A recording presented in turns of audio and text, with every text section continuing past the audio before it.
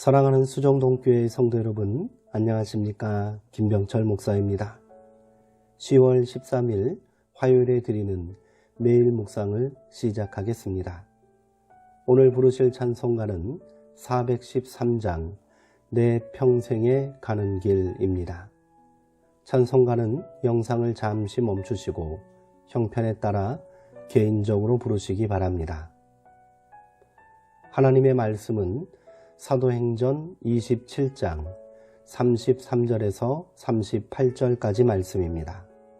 신약성경 235쪽에 있습니다.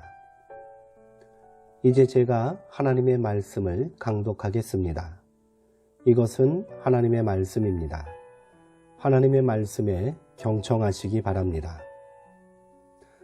날이 새어가매 바울이 여러 사람에게 음식 먹기를 권하여 이르되 너희가 기다리고 기다리며 먹지 못하고 줄인 지가 오늘까지 10나흘인즉 음식 먹기를 권하노니 이것이 너희의 구원을 위한 것이요 너희 중 머리카락 하나도 잃을 자가 없으리라 하고 떡을 가져다가 모든 사람 앞에서 하나님께 축사하고 떼어 먹기를 시작하매 그들도 다 안심하고 받아 먹으니 배에 있는 우리의 수는 전부 276명이더라. 배부르게 먹고 밀을 바다에 버려 배를 가볍게 하였더니. 아멘. 유라굴로 앞에서 라는 제목으로 묵상 말씀을 나누도록 하겠습니다. 가이사랴에 몇 해 동안 구금되어 있던 바울은 황제에게 상소함으로써 로마에서 재판을 받게 되었습니다. 바울과 다른 죄수들을 압송할 책임을 맡았던 백부장 율리오는 그들을 아드라무떼모호에 태웠습니다. 그 배는 지중해 연안을 끼고 항해하여 지금의 레바논 땅인 시돈에 이르렀고 맞바람 때문에 구브로 섬을 바람막이로 삼아 항해를 계속했습니다. 길리기아와 밤빌리아 앞바다를 가로질러 루기아에 있는 무라에 도착한 후 그곳에서 이탈리아로 가는 알렉산드리아호 배로 갈아탔습니다. 맞바람이 심했습니다. 배는 그레데 섬을 바람막이로 삼아 항해하다가 그레데 남쪽 해안의 아름다운 항구 미항에 잠시 닻을 내렸습니다. 항해하기에 위태로운 때였습니다. 바울은 그 위험성을 적극적으로 개진하였지만 백부장은 선장과 선주의 말을 믿고 베닉스로 가서 겨울을 나기로 작정하고는 항해를 서둘렀습니다. 항해 일자를 줄여 이득을 많이 남기려는 선장과 선주의 이해관계와 편하고 안락한 곳에서 쉬고 싶은 군인들의 이해관계가 맞아떨어진 것입니다.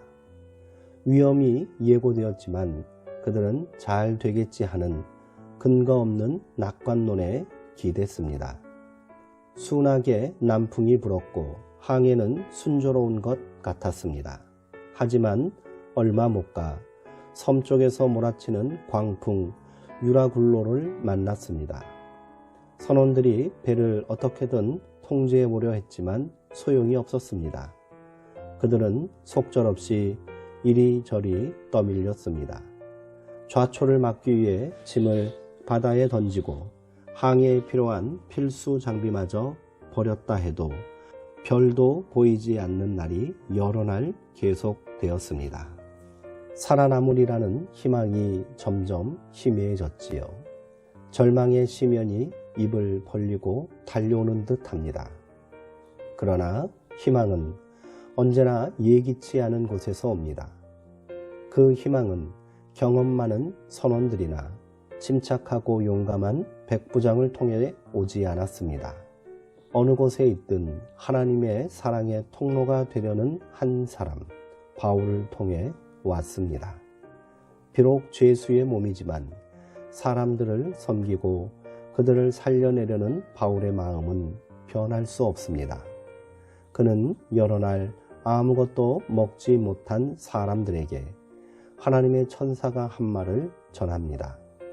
지금은 비록 공경의 시간이지만 하나님은 그 배에 탄 사람들의 안전을 보장해 주시겠다고 약속하셨다는 것입니다.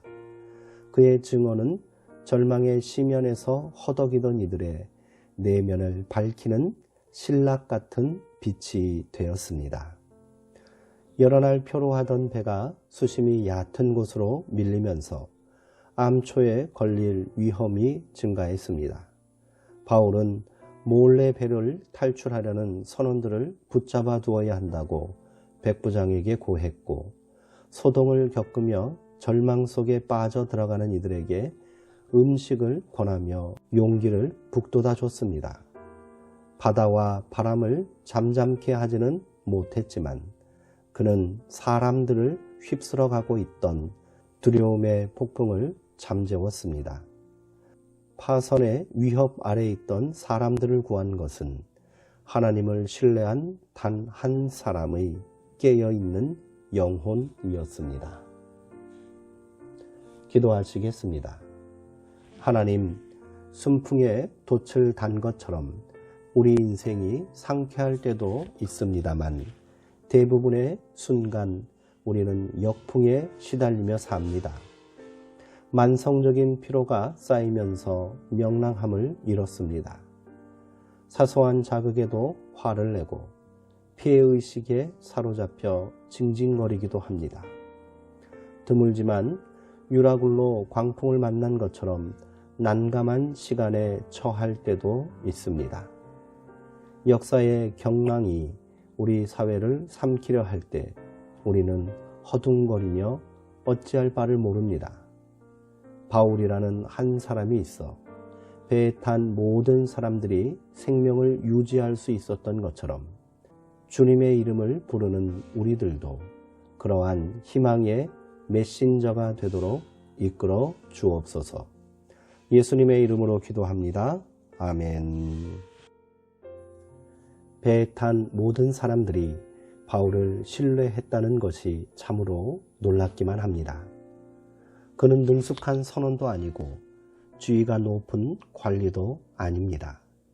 단지 로마로 압송되어 가는 한 명의 죄수에 불과했습니다. 하지만 호송을 책임지고 있던 로마의 장교도 선장과 선원들도 그의 말을 믿고 그 말에 따라 행동하고 있습니다. 여전히 폭풍우가 매섭게 치는 바다 한가운데서 이제 며칠 후면 모두가 살아서 땅을 밟을 것이니 음식을 먹고 힘을 내라고 말합니다.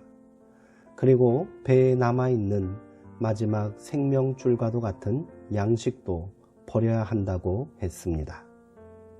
그러자 사람들은 바울의 말에 따라 일사불란하게 움직였습니다. 그가 모든 이들의 최후의 희망이 된 것입니다. 배에 있던 사람들은 이제 바울을 한 명의 하찮은 죄수가 아닌 하나님께서 함께 하시는 능력의 사람으로 인정하기 시작한 것입니다. 광풍을 만난 듯한 위기 가운데 있는 이 땅의 사람들에게 교회가 그리고 우리 성도들이 그런 모습으로 세상 가운데 비춰졌으면 좋겠습니다. 사랑하는 성도님들, 오늘도 평안하시고요. 주 안에서 강건하시기 바랍니다.